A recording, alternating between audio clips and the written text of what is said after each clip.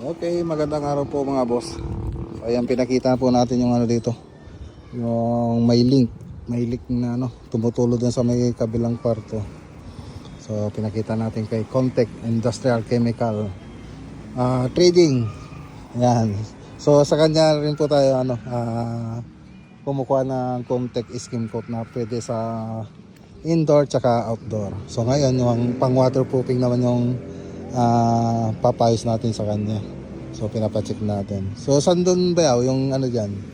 Dito kasi yung tubig dito dumadaan. So yung possibility pag may stagnant water, pwedeng itong parting ito papasok yung tubig and then dadaan dun sa steel decking kasi gagapang siya.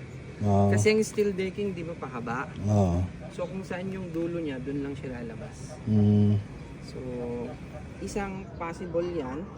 Tapos yung mga in between ng palitada at saka ng slab. So pwedeng gumapang. Kapag ka steel decking kasi, ang nagiging problema, hindi mo ma-pinpoint kung saan yung mismo dulo niya. Dahil steel nga yun, so gagapang siya dun sa dulo-dulo niya. So isa, tapos pangalawa yung dugtungan, and then pangatlo, itong mga poste.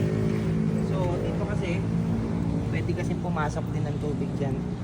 Baba dito, pasok dyan sa mga dito. So isang factor din pag nag-waterproof, yung mga posting ganito, yung mga pinaka gilid-gilid niyang ganyan or yung gilid-gilid na sinasabi, possible din yung pumasok. So ito kailangan maano rin natin. Dito kasi meron din siya may mga butas din siya. So yan. Hindi pa nga na-finish yung mga gilid niya eh. Ito rin kasi, pwede rin kasi itong pasukan ng tubig. Lalo na ang konkreto, pag nagkaroon na ng crack yan, papasok din yan sa loob. So, isa rin tinitignan din. Dito, isang factor din. Tsaka yung mga ganun, tinatawag. Yung mga naka-usli na ganito. So, yan ang mga possibilities. Hindi natin alam kung saan siya galing. Pero, dun siya tumatama. So kung dun siya tumatama,